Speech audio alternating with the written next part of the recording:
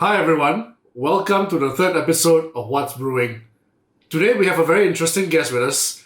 His name is Jasdeep. I know him as Jasdeep. You guys might have heard of him. Jasdeep Singh Hundal. Jasdeep is a very interesting Sikh. He is currently a third year student at UC Berkeley, where he's a dual degree program between Sciences Po Paris and also at UC Berkeley, where he's studying political humanities and sociology. So very interesting fields, both of them.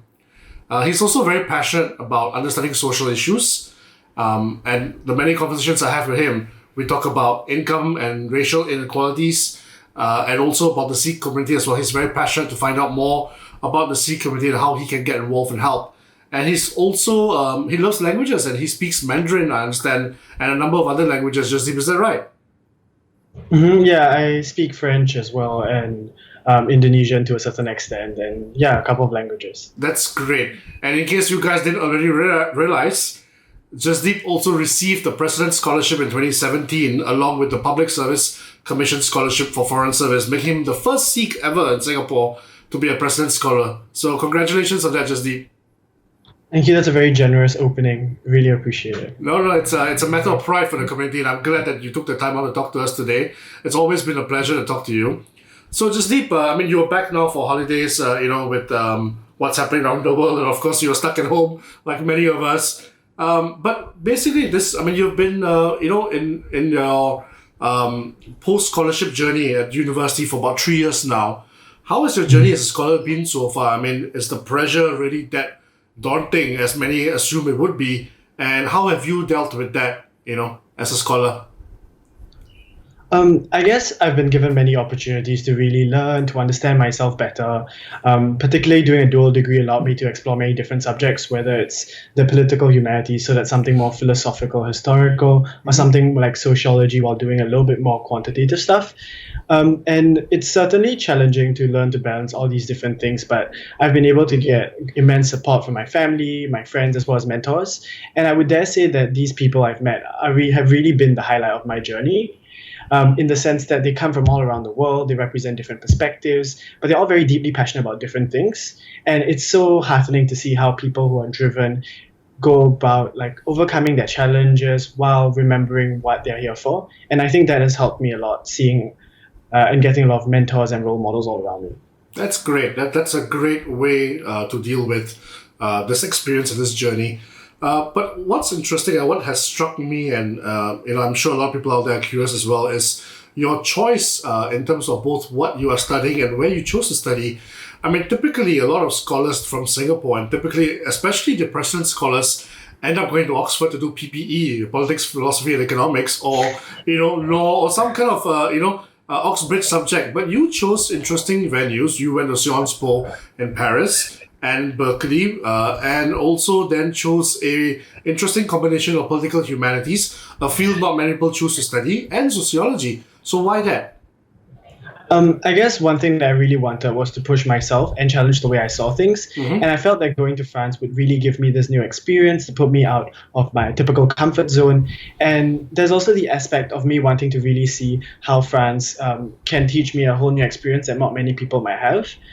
And even when I was going to the US, I wanted to pick a non-private university as well, because Berkeley tends to have a very huge engagement with the community. There's a very diverse range of people, not in terms of where they come from necessarily, but in terms of the fact that they're all from California, they come from different socioeconomic status, but they're all very passionate, all very capable people. And I felt that putting myself in these two environments would really help me understand two ways of life, two ways of seeing the world, as well as really challenge me. In terms of the subjects itself, I really felt that subjects like philosophy and history and sociology, they're quite critical in answering questions that we have on our day-to-day life, like understanding big questions about humanities, specifically when it comes to political philosophy, what are the values that matter to us, or when it comes to history, how do we tell stories? Because very often we read history from a textbook, but that might mean that certain perspectives, like perspectives of women, perspectives of minority groups, they might be forgotten. And so I really wanted to see how we could challenge the way we see the world beyond something like that was very economic or something that was very political sciencey, by really just learning a new discipline and a new way to think. So that's really something that I thought I wanted to go to for my own development, to see how I can contribute back to the world. So, as a Sikh Singaporean, how has this experience changed the way you see the world, and how has it changed the way you think? I think being Sikh is very important to me in the sense that, firstly, on a personal level, it informs a lot of my values. I think equality is very core to who I am as a person. And it's not just believing in equality, but trying to find ways to do it. Admittedly, I'm still trying to figure out how I want to help advance inequality. But one thing that I think I try to do on my own personal basis when someone says something that's a little bit insensitive or someone forgets a certain perspective, I think it's quite important to challenge these opinions that are very normative and very typical that might forget people who are vulnerable around us. And at the same time, I try to be open minded because I too have been quite privileged growing up. And it's important for me to be open minded and like be aware of the fact that I might ignore certain things. But another part about being Sikh that I think is really important is learning to be a minority everywhere.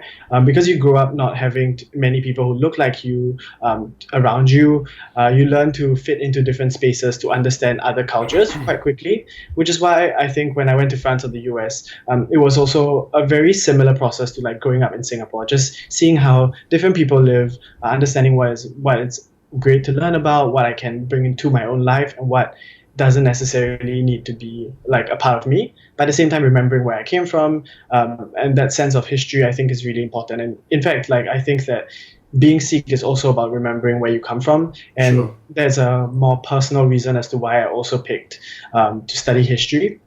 Yeah. That's interesting. What have your motivations been on this journey? I mean, you spoke earlier about having role models as well. So besides your motivations, and who are your inspirations and some of the people you look up to as role models who have helped you move along this journey? I guess in terms of my motivations, intrinsically, I at first like I started off thinking, oh, I want to do like something great and something big. But one thing I realized is that that's a long way to go, and I'm not quite sure what I want to do in like tangible senses to help the community. But one thing that I have started using as my own motivation is really to understand myself better and to see how I can learn new skills, new perspectives, put myself in situations to push myself to be able to better value add when I finally reach a point where I might be able to understand what exactly I want to do.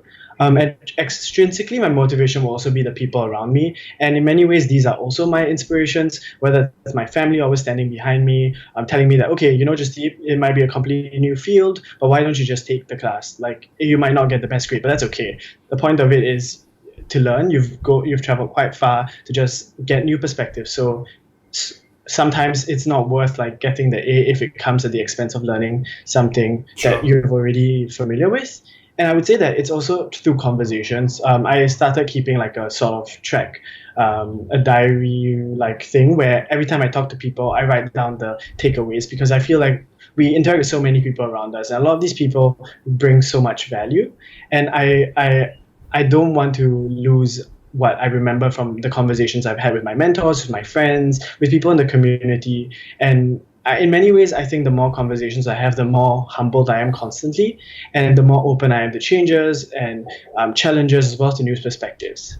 Right, absolutely. And in terms of your role models and inspirations? So I would say that like there's not one single person, but rather it's really the different people I've been able to interact with. So this could be anyone from the Sikh community in Singapore who I've been able to find mentors in, such as yourself, such as like family members, such as other people, as well as just my friends who have had their own struggles and have to reach like university through a much harder path as compared to all of us in Singapore that we take for granted often, I feel. So it's really a whole range of people. I would struggle to put like a single one because I mean, if I had to pick people, I would also say my family has been a very strong source of inspiration because I see how my parents care about certain values like equality themselves. And this is something that I see in myself. And I would not be able to be the person I am if my mom didn't tell me, just you need to say thank you to the uncle who helped you, or you need to say goodbye to the auntie who just helped clean the classroom, and these small things by humanizing people and all. So I guess if I had to pick someone, it would be my family. Right. And, you could have, I mean, you did well in school, obviously. You could have joined the private sector and chosen a very different career path. Why public service? I guess it's tied to what I've been like starting trying to echo in the sense that I see that perhaps the way I want to bring change is by engaging with the community. I think that public service is one of the most immediate ways that you can do that, especially coming out of high school, JC, and not knowing what exactly is out there. But I do think that different people have different paths, and this is just one that I'm interested in trying to pursue because I find that in Singapore there is a lot of change that comes from the public service itself, and there is an active effort to really make a difference on the part of people who are in it, the friends I've met through this journey, especially from the scholarship as well as working in the public service themselves. So yeah. So being on this journey, your experience as a scholar and studying in very interesting places and interesting courses, how do you intend to bring all of these things together to make a change both to Singapore and to the Sikh community? Well, that is a huge question. It is, yeah.